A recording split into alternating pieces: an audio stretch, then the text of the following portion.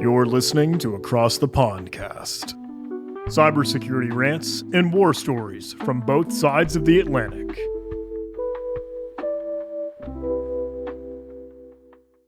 Hello and welcome to Across the Pondcast, a show where we talk and occasionally rant about cybersecurity topics with perspectives from both sides of the Atlantic.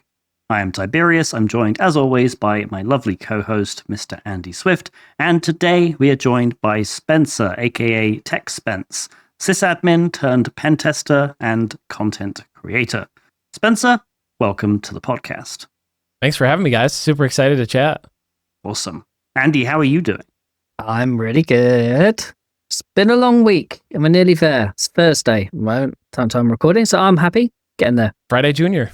Friday Junior. Yeah, exactly. Nice, yes. Looking forward to the weekend. Yeah, can't wait. We're getting there. We're getting there. We are. And Spencer has brought some stories to tell us, but before we start, this show is made possible thanks to our sponsors. If you want to sponsor an episode, please send an email to sponsors@acrossthepondcast.net for more details. Okay, so before we get into the stories, Spencer, we were talking before we started recording about sort of you have a slightly different definition of internal pen testing than I think some people do, and this was highlighted by a tweet you sent last year, which was, "For internal pen tests, we don't ask, nor do we want you to turn off security for us. That means EDR is installed and enabled, and SOCs are not notified ahead of time. That's not how everyone does it or thinks it should be done, just how we do it." And this goes like a minor little bit of controversy on cybersecurity Twitter. I think mostly the whole SOCs aren't notified.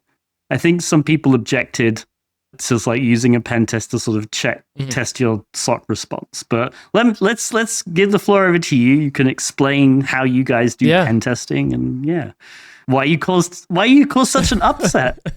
I'm such a renegade. That's the first thing. Is like I don't, I make a lot of content about myself. A lot of the stuff that I post is about the work that I do and pen testing and stuff like that. So for people that don't know me, I'm very much a renegade, and I like going against the grain intentionally. Just when everybody's zigging, I like to zag. And like, I think there's a lot of opportunity to learn things there about yourself and about the work that you do, because one of the things that I found very interesting when I got into pen testing was everybody sends a Kali box and they run, NetExec and Impacket and Metasploit. And those are all like really great tools. And those have literally created the pen testing industry. The people that have created them are phenomenal contributors to the community. And it wouldn't be the same without those tools.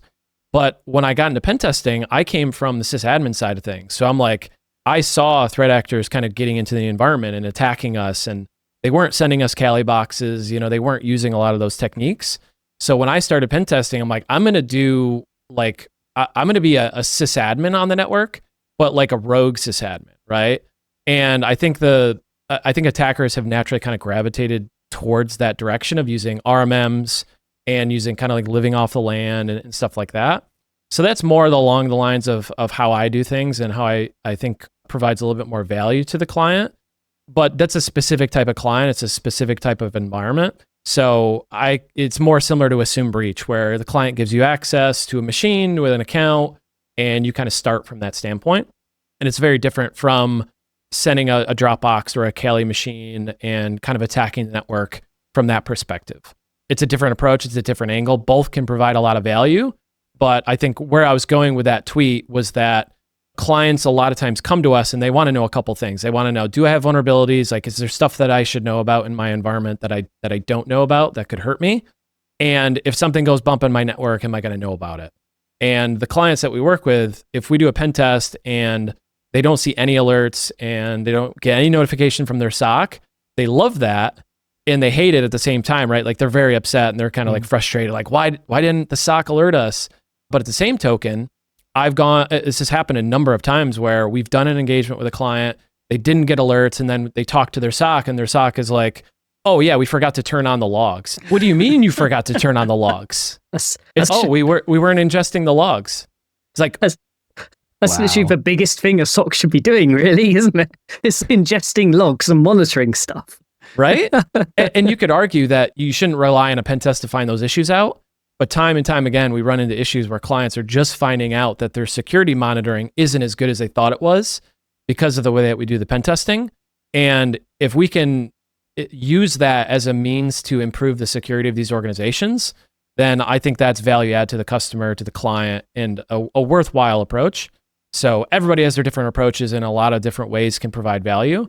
But that's kind of where that tweet came from. And it's kind of interesting because that's such a controversial, it came off as like a controversial thing. But in my head, it was like, it just makes complete sense. Like, why wouldn't you do it this way? Which is, I think, a lot of like where that came from. Yeah, I guess there's always been this sort of red teaming versus pen testing sort of distinction. But at the same time, a lot of people get confused by them. And I think that kind of pen testing it sort of sits somewhere in the middle between red teaming and like traditional pen testing. Because obviously, yeah, a red team, you generally wouldn't just be given like access, wouldn't be given an account and told, go in and hack. You'd be expected to get there. But, pen testing is different. Pretty much everyone knows you rock up, the sysadmins are all there, they plug you in, the SOC probably knows about you. So, yeah, I think that's probably why. But Swift, what are your opinions? Nice of you to ask. Thank you, darling. Yeah, so I don't think I did reply to this a year ago. You can reply now. and I bring it back up. It was November 28th, 2025. So not that too long ago. We're recording in February. I do love how the first thing we've done is just drag a tweet up from last year. I cleared it before. About a year ago, you said... We're not becoming a gotcha podcast. Can we let's just clear the air. I asked Spencer before we recorded if we could bring it up because I thought it would be a good discussion. I definitely can't do that because I can't remember what I tweeted this morning, let alone what I tweeted a year ago. So, if nothing else, you should make some good clickbait. I'll be gotchaing myself. So what I'm thinking, no, I didn't reply to this because I think I sort of remember the thought trail that went on in my head, and I think it was more aligned with that.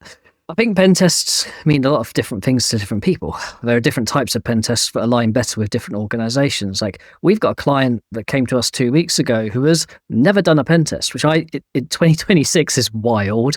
They've never done a build review or anything like that. These people still exist out there, amazingly. And there's a different pen test for everybody. And the things that are more aligned with sort of threat simulation style pen tests or that sort of area between red teaming and pen testing, I think they're aimed at a very specific client who has maturity to action the stuff on the other end of it. If you've got someone that just doesn't know their network at all, has never tested anything, and has no idea what you're going to shake out the other end, there's a place for different types of pen testing, I guess is what I'm saying. Yeah. I love the mature approach as well. Yeah, I think a lot of people equate what I described to as assume breach, where you're given access, you're seeded access, you're given a certain amount, and it's a little bit more access than a traditional network pen test.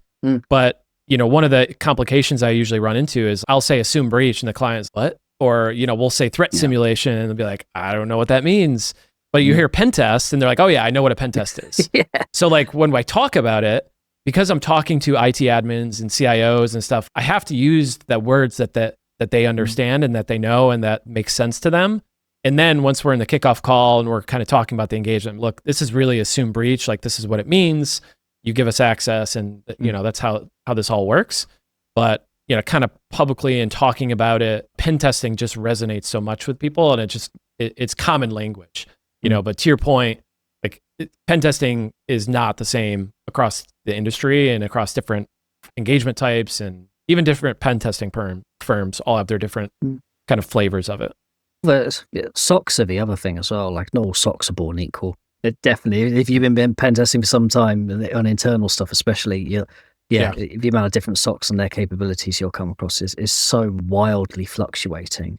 So again, the different approaches suit different SOC capabilities as well. If you've got quite a sort of mature SOC capability, something we like to do with our red team is kind of like by default is more like a kind of purple teaming type of activity. We spend a lot of time with lots of colors of teams at the moment. I'm noticing, I'm describing. Then you just suddenly sit back and you realize how ridiculous all these things are. We spend a lot of time with the blue team on the other side, just sort of improving their detection capabilities. So when we do the red team, we can step through and we go through every single little thing with them, making sure they can identify things before they happen, the precursor events, looking at those rather than the big bang things.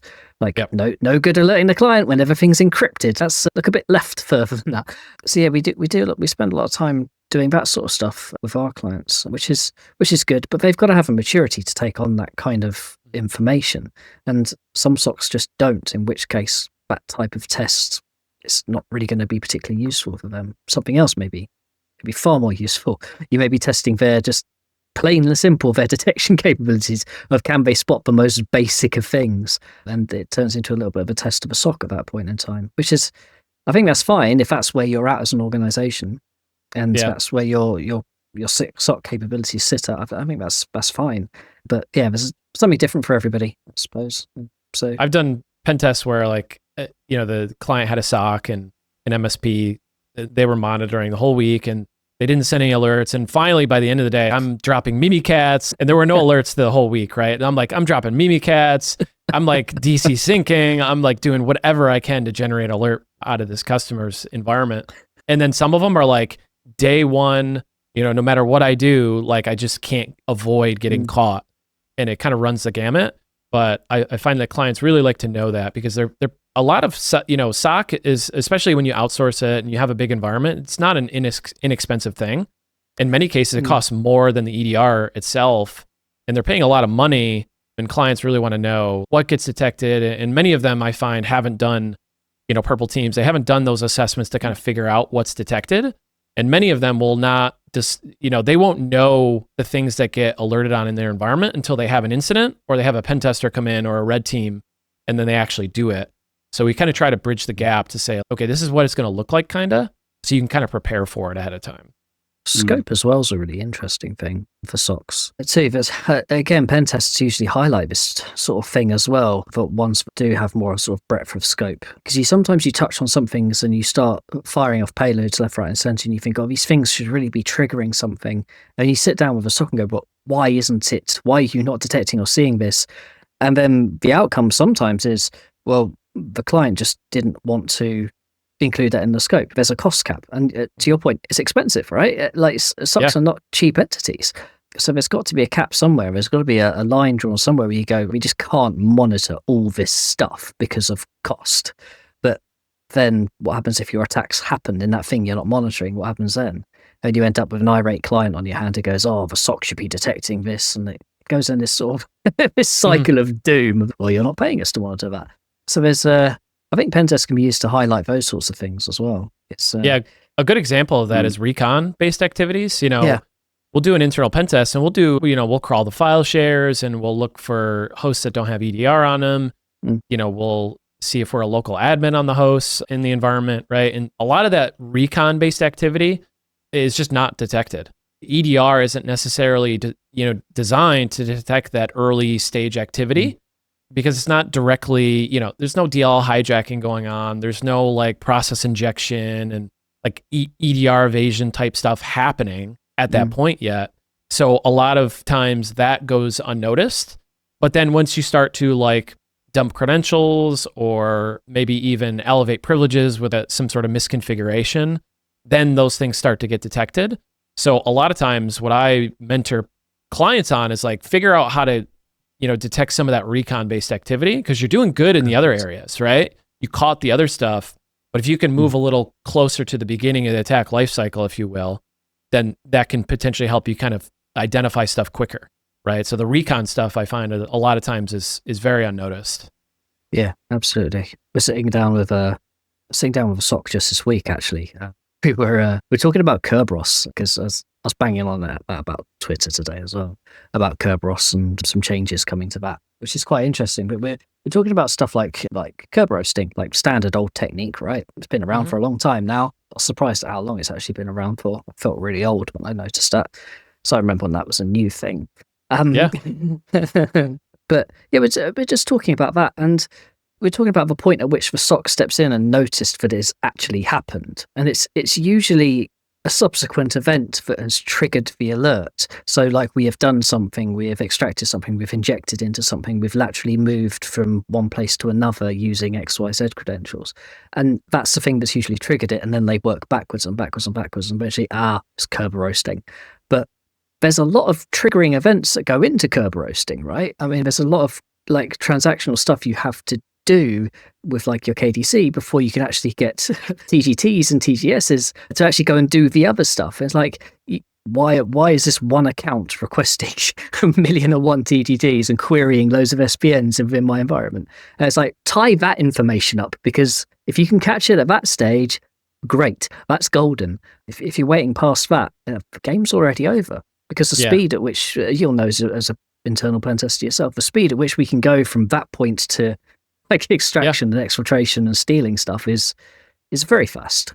So I was just talking about this today. So I recorded a podcast today, and I was covering the CrowdStrike threat report, and one of the indicators in the report was like the speed of attacks is increasing, like without a doubt. Like the threat actors are increasing; they're getting faster. The time from the breakout time is getting quicker from initial access to lateral movement. It's getting faster. And I just 2 weeks ago, I had an internal pen test and I cracked a service account. I had an 8-character password and it was a domain admin, right? This stuff is still happening. But what I find is interesting, or something that I think is funny, I was posting about Kerberos and RC4 and AES the other day too. And it's one of the funny comments was like, so RC4 is still supported? It's like, fortunately, yes.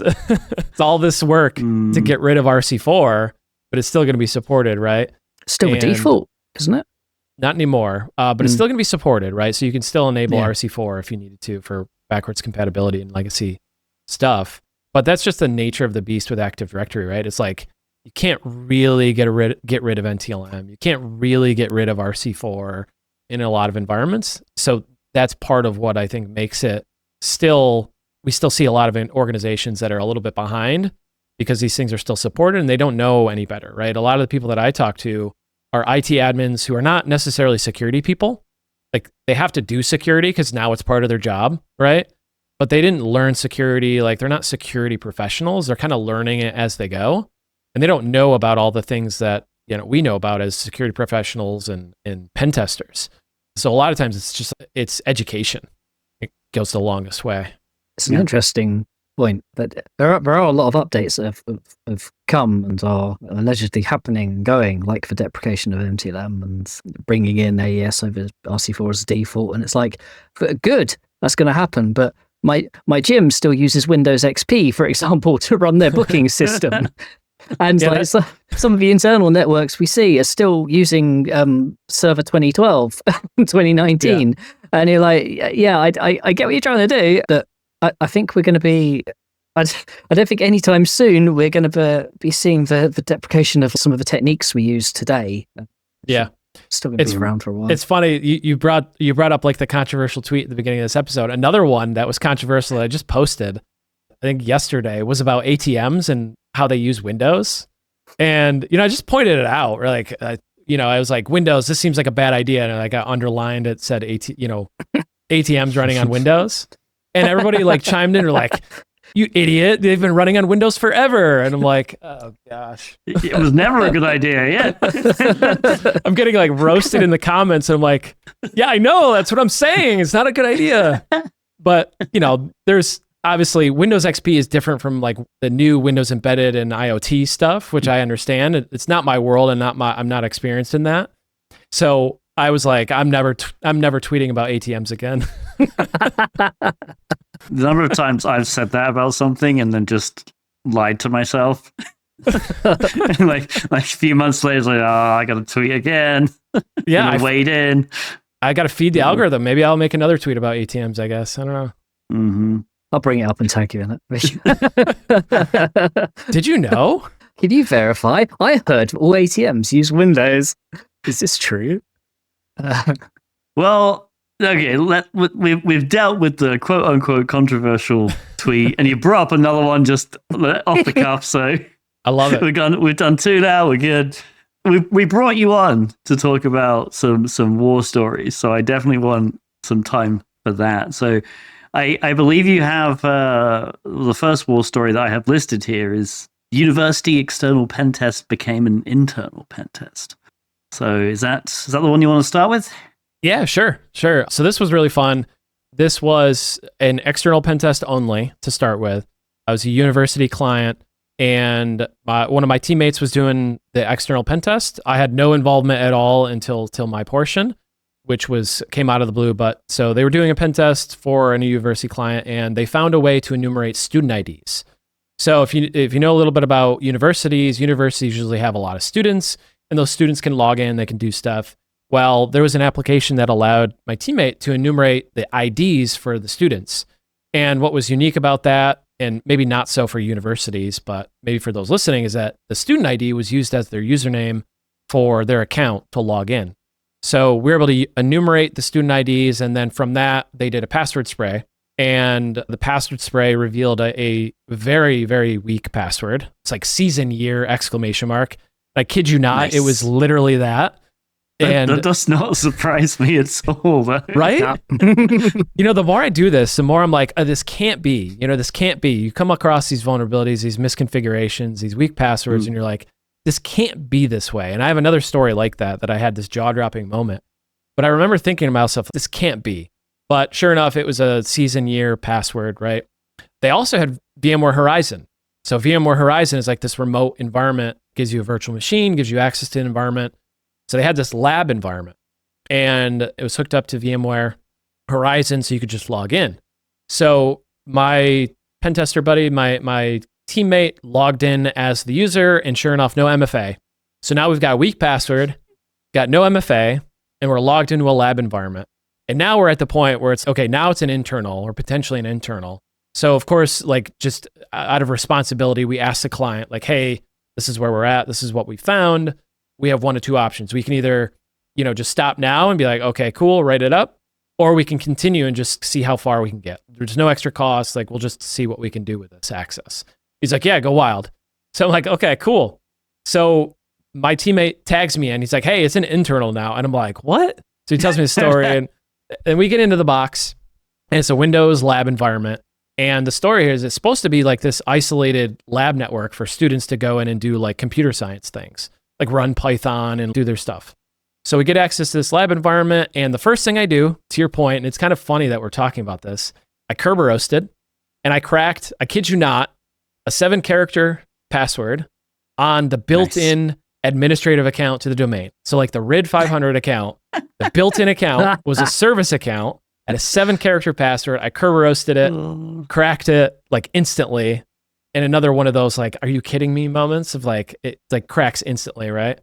And then I log into the DC, take a screenshot, and then we update the client, be like, hey, you should probably go change the password because if you're not compromised yet, you might be soon. Excellent. So that one was pretty fun and pretty memorable because we kind of all collaborated on it as a team. Once we found out, like, we got a weak password and we were able to log in, we were all like, okay, let's, like, eating popcorn. Let's see what we can do here.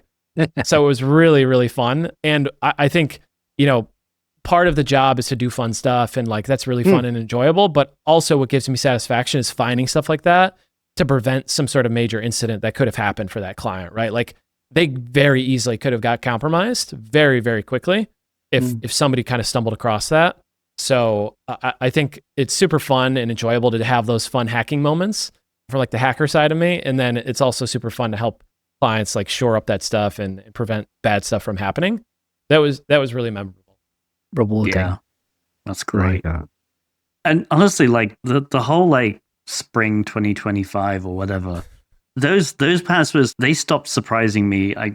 God knows how many years ago. I actually whenever I like had like passwords to crack, I think at one point I just literally wrote a text file that was all the months of the year, all the seasons, including autumn and fall separately for UK versus US. Yep. And then I literally wrote a quick bash script to like go through them and append the numbers like 4 zeros all the way up to 4 nines, and then just took the output of that, fed it into Hashcat, and it's crazy the number of passwords that get cracked like that, and especially if you apply like Hashcat rules on top of them as well. So like you get like March 2026 exclamation point or something. It's I mean, it kind of makes sense. And this is why I think NIST like came out and were like, no, don't get people to rotate passwords anymore. Like only rotate passwords when you have evidence of a breach. And it's because like we did this, unfortunately. We have to sit back and take the responsibility. Like we taught people for years that you should rotate passwords every like 3 months, thinking that's good because that means like a previously breached password won't lead to a breach today.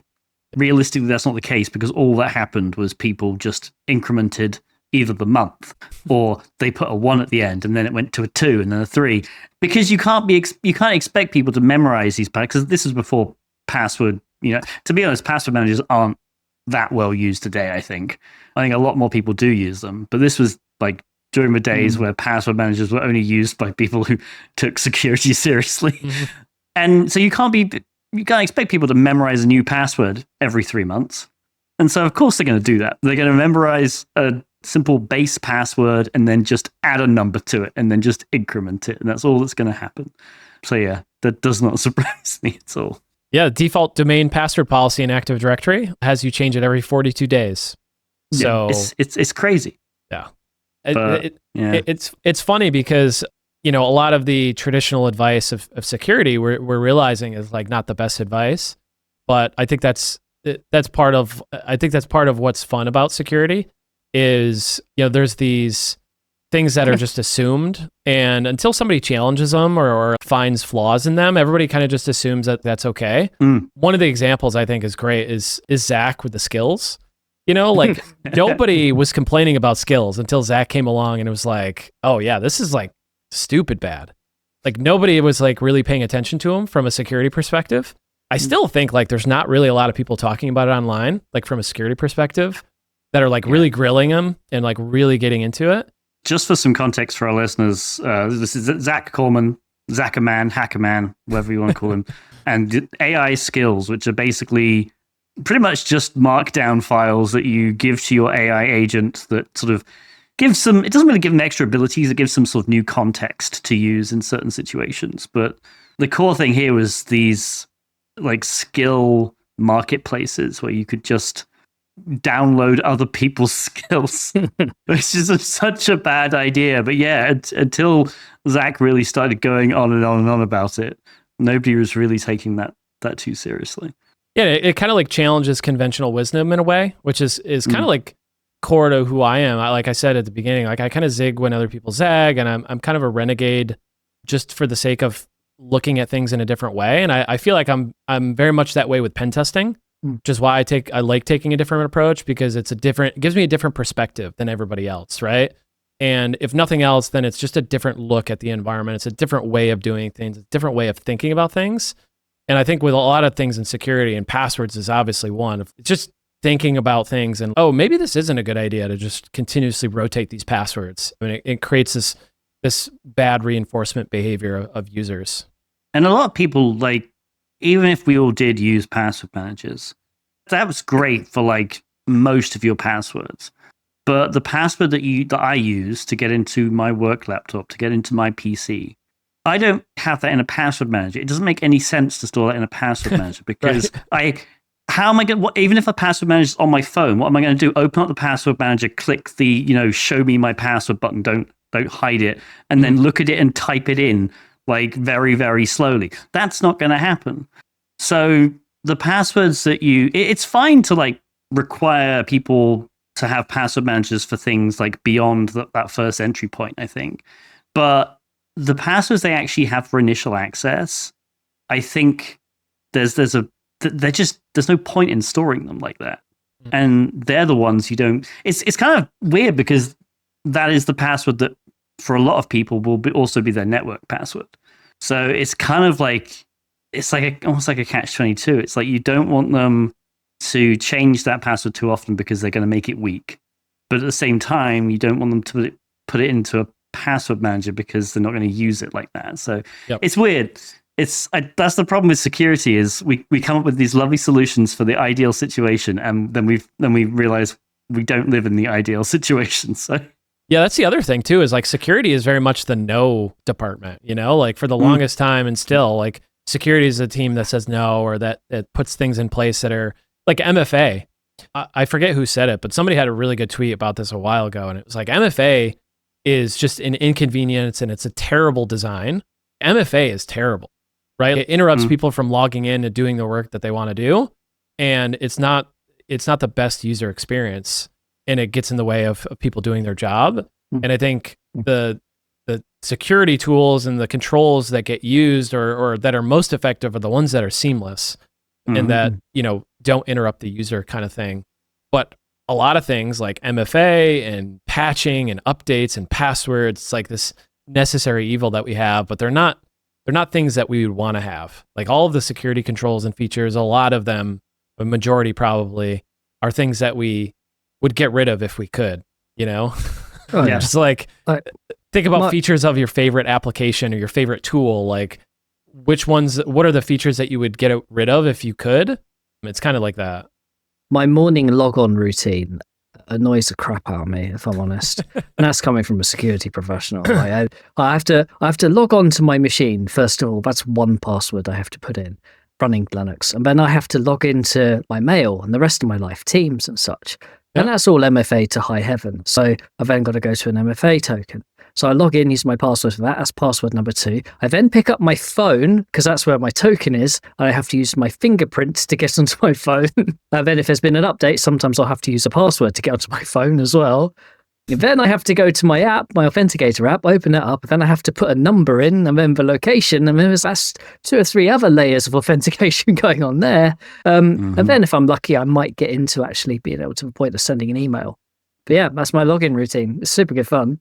Yeah. And imagine like Susie in accounting doing that every day. And of course she's going to have the same password because just easier. I always think about this because I understand it because I sit on the other side of it of doing like instant responses where people don't have this stuff. So it's like I understand why it's there and I get it. And from my security brain, it goes, yes, this is great. But yeah, when you start thinking about other people around the organization who just want to get on with their work and send an email, yeah, my God, it must. You can see why people do stupid stuff. Yeah, I talk about blocking and tackling all the time. Like that's a common phrase that I use, and it's like a lot of security stuff. Like we know what we need to do to protect our organizations and our data and stuff like that, but it just comes down to convenience, not wanting to do it, laziness.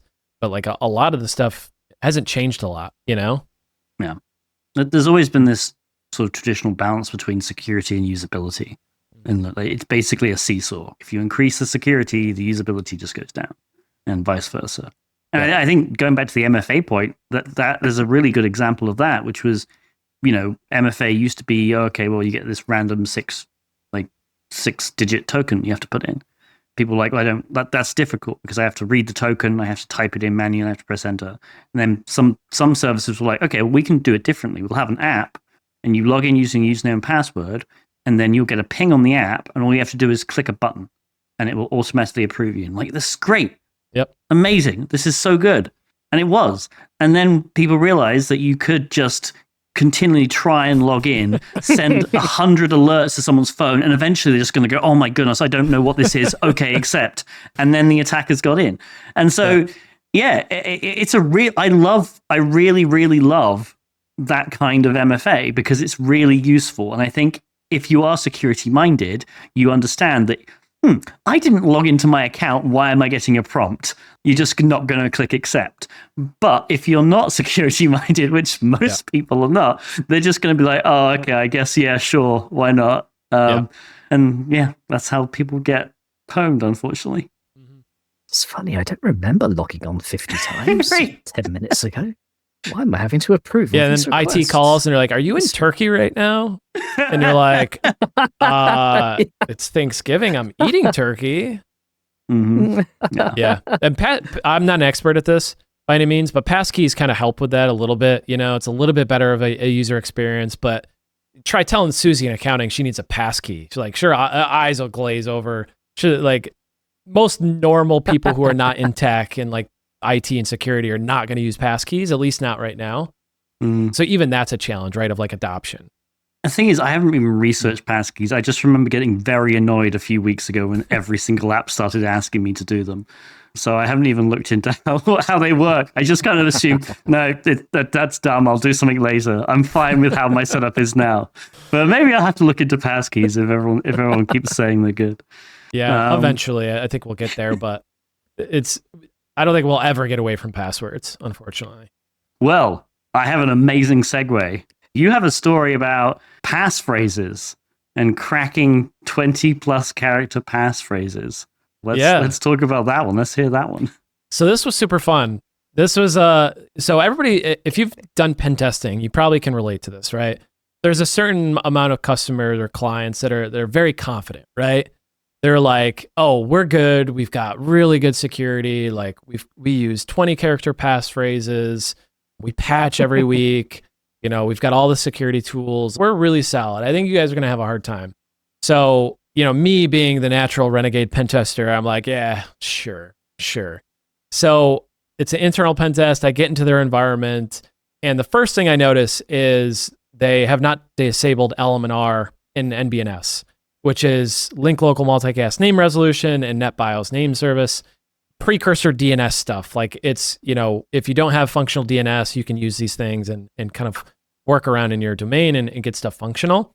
But one of the interesting aspects of it, for those who are maybe not pen testers, is you can poison them, right? So you can send a request out to the network and say, a computer asks like, hey, do you know where computer ABC is or file share 123 is?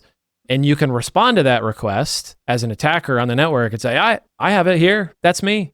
Or, whatever the server name is. And you can just convince it to authenticate to you and be like, okay, cool, send me your hash and you can log into my share or my server or whatever. So LM&R is great for capturing hashes. So I was able to capture hashes because of LM&R. So I'm on Windows and I'm like very non-traditional, right? Like I'm not on the Kali world. So I don't use Responder. I use Inve, which is the C# alternative to it, which is really cool, by the way. And what's also cool about C# version is you can load it with PowerShell. So very cool, kind of versatile. So anyways, I invoke Inve and I can capture hashes that way. So I'm going along and I capture these hashes and I remembered the client saying, oh, we use 20 character passphrases. It's across the board. Everybody does it.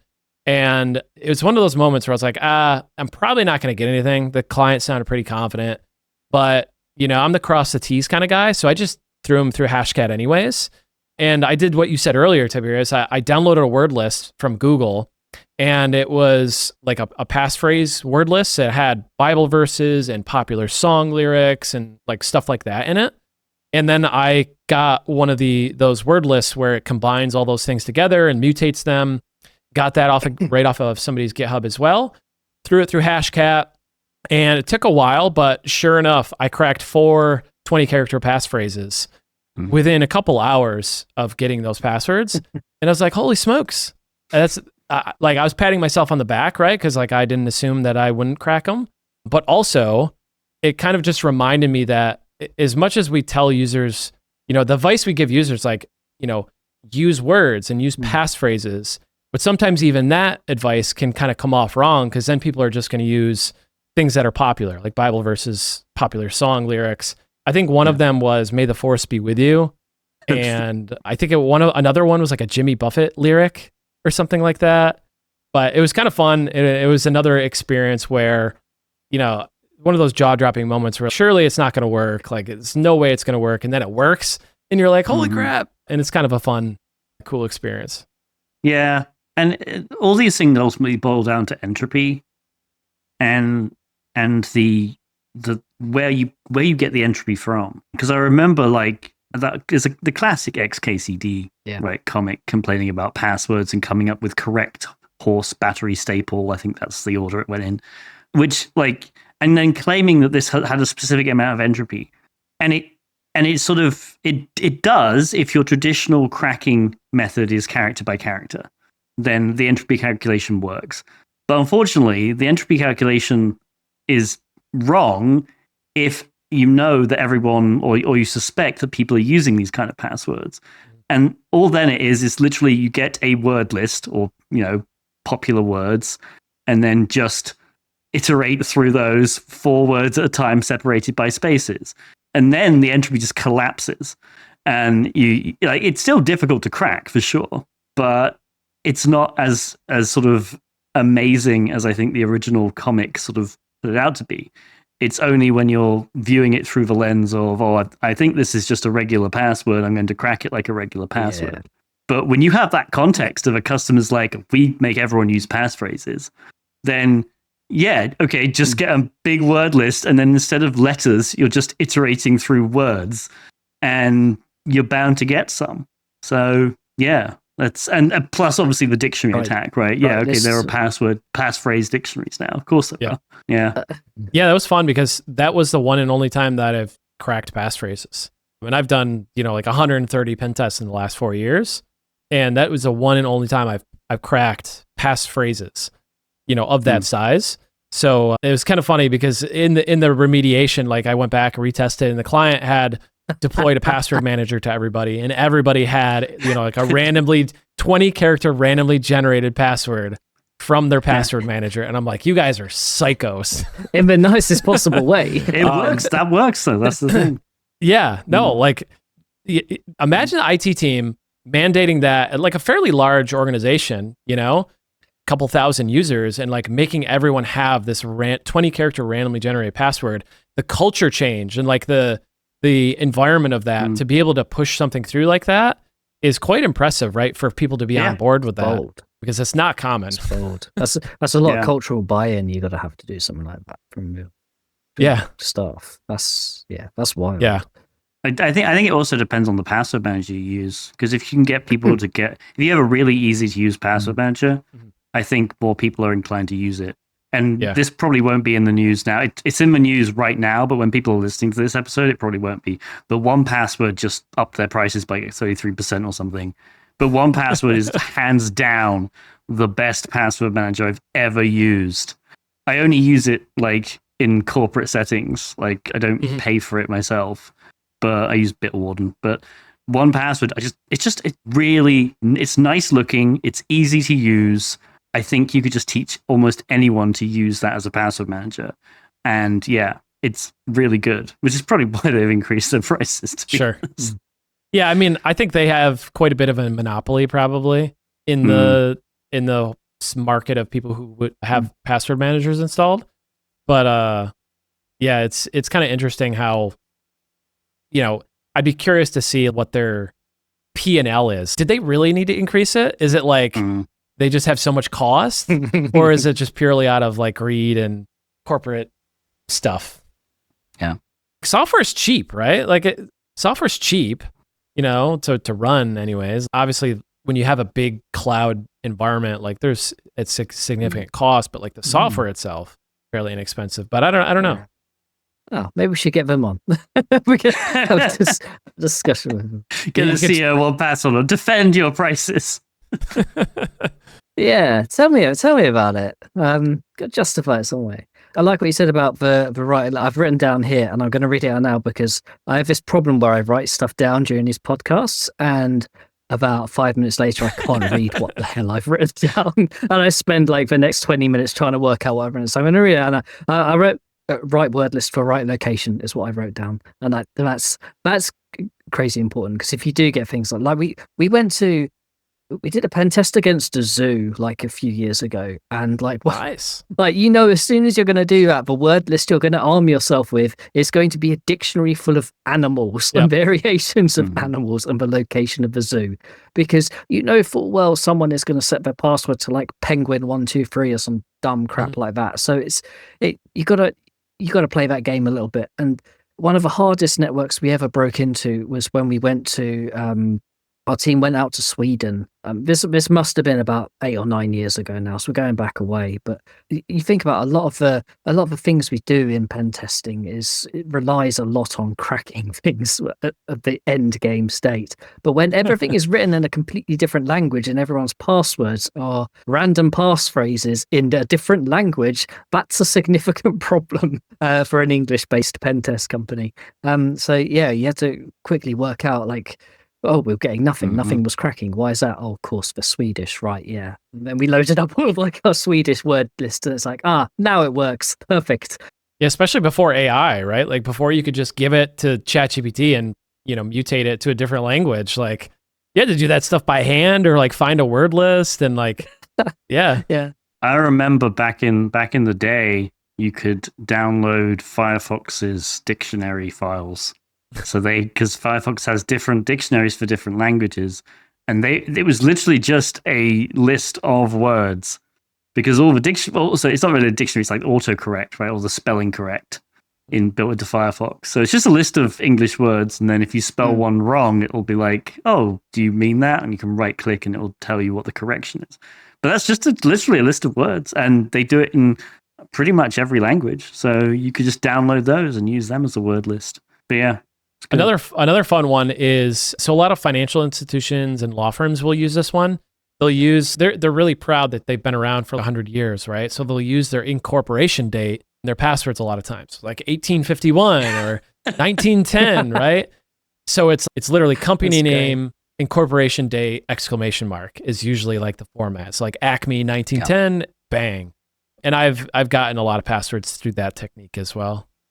Yeah, the best password cracking advice, like if you've run all the default word lists and you've done your hashcat with rules and RockU, whatever, not RockU, but the RockU equivalent that everybody uses, because there's tons of them. If you've done all that and you want extra stuff, like literally like company name, like company headquarter location, like football teams in the company's headquarter location, stuff like that. Like especially if it's like a local office, so like there's 300 people in Leeds, for example, in the UK. Like just finding town names nearby, football team names nearby is like really, really good. Like anything to do with that can help. You'll definitely crack more. So, especially with multinational organizations, because, and you guys probably know this too, being in UK, US, like people are very passionate about football. A lot of people are. But outside the US, like a lot of people are passionate about soccer, about other sports, other kind of like important landmarks and things like that. They're very passionate about it. It's part of their culture. We've used that a number of times on clients who are not necessarily in the US, but they have multi offices across the world to figure out passwords and crack them and credential stuff and all that fun jazz. Yeah. So I think you have potentially one final story. We're going to look at the time, but one final story, which I think was you found an interesting Active Directory permission, let's say the least. Can you tell us about this one? This one looks hilarious. Yeah, so this one is really good because it really kicked off a lot of interest in this particular like topic or technique within Active Directory. And it's this idea that there's a lot you don't know. It's the idea of you don't know what you don't know. So I was doing an internal pen test, and it was one of the first times I was using this tool called adeleg, which is a tool I rave about. I talk about it all the time. It's a free tool, but it's essentially an Active Directory delegation management tool, and it allows you to see the non-default delegations in Active Directory. It's super quick and fun and easy to use. You just fire it up, you connect to the domain, and then you can see it. And it kind of resembles AD users and computers, or ADUC for those out there who are IT admins. So there's a tree on the left, and you can kind of look at the permissions and see who has what and what's going on there. So I was going through and I looked, and I had previously run a Pingcastle report, and that Pingcastle report can also find delegation issues in Active Directory. So I found this issue, and I'm like, no, that can't be right. That's got to be a false positive. I had never seen it before on an engagement. And I'm like, that's surely a false positive. It's probably wrong, because I've seen other false positives in Pingcastle reports before. So I kind of wrote it off. And then I was going through my workflow, my methodology, and I used adeleg to check again as a secondary check for misconfigured permissions. And I saw that same permission again. And I'm like, this can't be, right? This absolutely can't be. I'm like, I'm sure of it. This is a false positive. Both have to be wrong. So then I used AD users and computers. So I installed RSAT tools on this workstation to bring up like the native AD users and computers snap-in, right? And then I go to the root of the domain, and I go to the permissions, and I look, and everybody has full control. Like the everybody group in Active Directory literally has full control. at the root What? with like inheritance all the way down. So like, I'm That's like, awesome. I instantly got a headache, and I was like, are you kidding me? Are you absolutely kidding me right now? And since then, I've seen this like a couple times now, the same exact issue. It must be like some ERP system or some like system that is consistent in these organizations. Interesting. But the kicker of this was that the client had no idea of this change. This was like a relatively new regime in IT. So a bunch of new people came in and kind of took over. They had no track record of this change. They had a change management system to some extent, and there was no ticket for this. There was no evidence of the change. Like nobody knew why it was there. Nobody could explain it, and they had no history of it. That's crazy.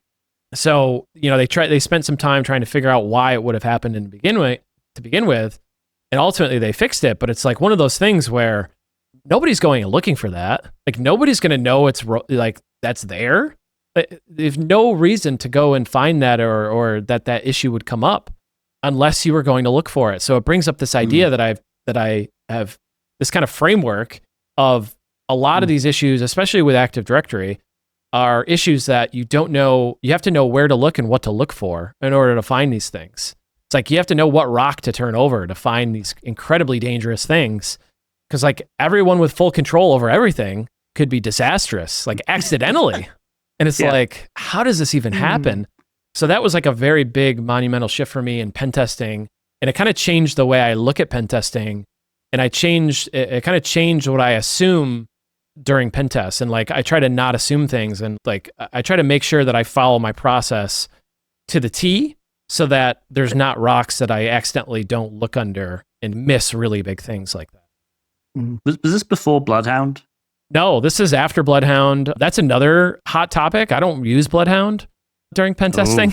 Wow. That's another hot, like, debatable thing to say. Hot take. Yeah, because I was going to say, like, I've loved Bloodhound when I've used it in the past. But like Bloodhound, when you just right click and like find paths to domain admin, and this one is like, you are sort of. Yeah, Bloodhound would find this instantly. Yeah. Yeah, it would be like, yeah, you kind of already are, man. Like, what are you talking about? Like, oh, okay. Yeah, and obviously, like some of the groups and objects in Active Directory are protected because of something called admin SD holder. So it's not like there's some protection still there because of that, but like, everybody with full control, which means you can do anything over the root and like inherit it all the way down is like just wild, right? And fixing that can be a nightmare, right? Because like you have to change it at the root, but you have to work backwards in order so you don't break things, right? Because there might be some system out there that's dependent on it. So you kind of have to do it a methodical way, right? Like you have to be smart about how you do it in a large environment because you could just break stuff. So you kind of have to do it from the bottom up, if that makes sense. And then eventually you change it at the root. So wild. I suppose you've also got to work out why that happened why it was like that in the first place, what caused it. So, reversing that change, what are you going to break? It's like, how many licks does it take to get to the center of a Tootsie Roll Pop? Like, sometimes you just never know. You just never know. Yeah. Journey to center of Earth. That's crazy. Yeah, that's wild. I love that. I feel like there are some pen tests that wouldn't pick up on that level of detail as well. If you just scratch the surface and you're just looking around and you start exploiting a few things, you run your NetBIOS spoofing, you do your usual sort of process after that, it's probably quite easy to walk away with like a domain admin in that sort of thing and just go, yeah, job done, without looking and checking about behind the scenes configurations and realizing the wider picture. So I think there's a lot to be said about that kind of methodology. And I don't think a lot of pen testers have come through the route of being sysadmins first and then becoming pen testers and have that sort of in-depth knowledge of Active Directory, how it works.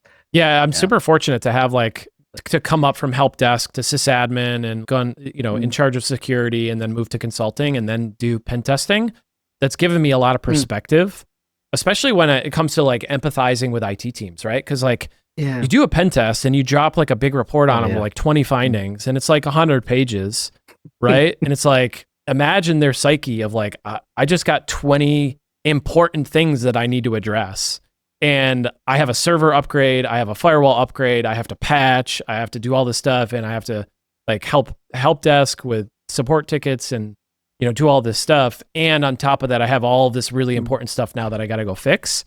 So it's really helped me empathize and kind of have a good perspective to help kind of guide clients to say like, hey, these are like the two things that you really need to change right now. Like, here's the long-term things that can take a little bit longer. So having that perspective of being in an environment and having to administer that and being in their shoes is really helpful. You don't necessarily need to have that background to do that. You can learn that and kind of get familiar with what those challenges are for those folks. But it does help if you've experienced it yourself, because I've had a pen test before, the same exact thing. Like, they drop the report and it's like all of this stuff, and I'm like, this is going to take me forever to fix. Yeah, on top of your workload, as you say normally, and the fact that most IT teams are just run off a shoestring, and you have like 2 people in the bedroom now as well. Yeah, and IT admins, a lot of IT admins are very risk adverse, right? Their job is to keep the lights on.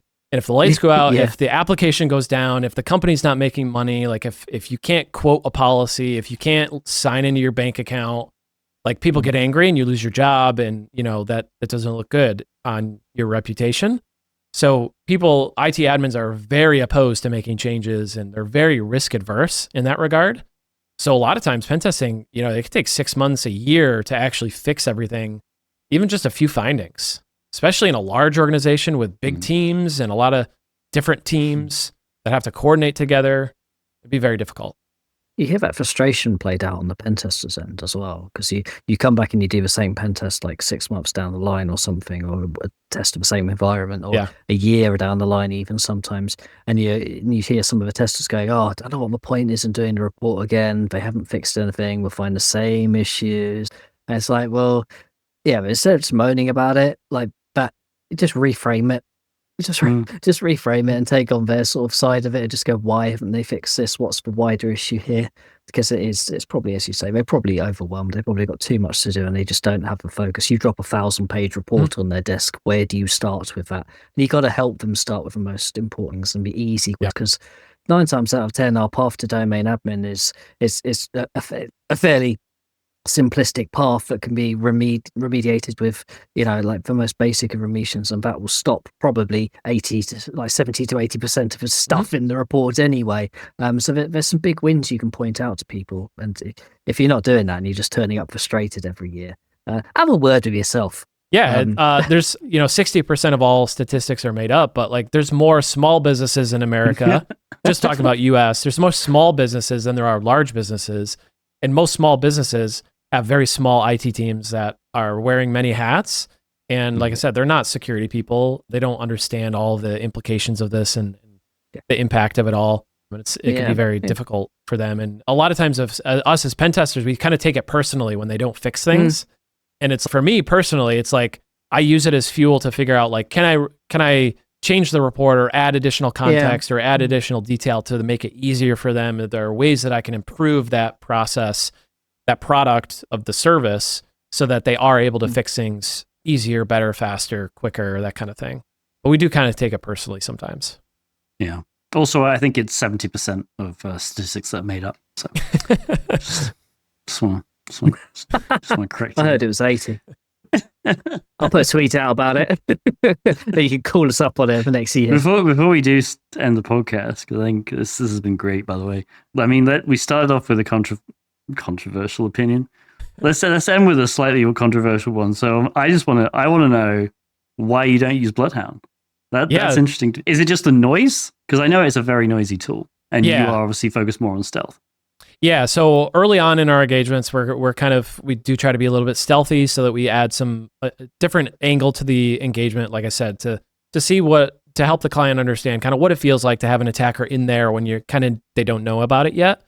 Well, yeah, Bloodhound EDR has gotten really good.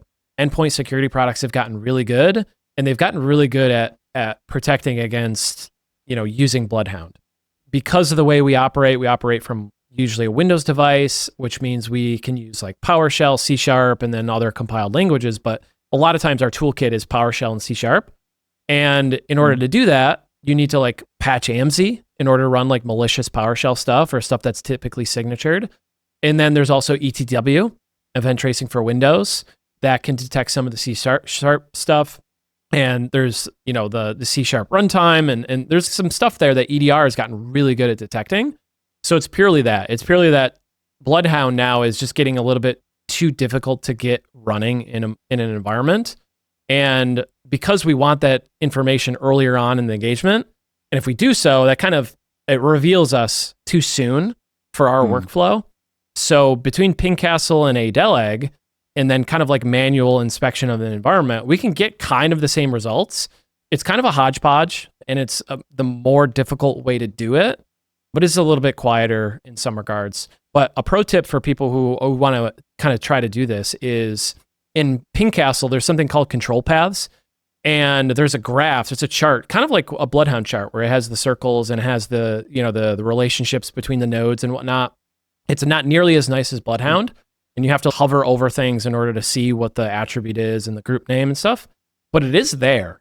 So you can pull that information from Pingcastle, and you can kind of combine it with the other sources of information to get kind of the same information, but nowhere near as impressive or capable or as robust and verbose as Bloodhound is. But that's the reason why. But I love Bloodhound. It's amazing, and it's definitely changed the game for pen testers. Yeah, that makes sense. And I honestly, like the Bloodhound interface is just so impressive to use. Yeah. Especially like the queries, the built-in queries, find me the quickest path or easiest path to domain admin. Yep. Open shares, whatever. It's crazy good. Yeah, and what they're doing with their enterprise stuff is like really cool as well, and how they're incorporating it with other identity products, right? With like Okta and Duo and GitHub and all that stuff is such a good idea, but it's such a needed thing, right? Because it's like there's no EDR for identity, like there's the identity products, but identity is like this wild west of stuff, and it's a very much an untapped area for not only for like abuse and research, but also for security products too. There's a lot of room for advancement there, I think. Awesome. Well, Spencer, thank you for joining us. Where can listeners find and follow you online? Yeah, if you want to follow my controversial tweets, you can find me on X at techspence, where I post all my unhinged pen testing takes. That's where I'm most active and kind of chatty. Excellent. We'll leave those links in the video description.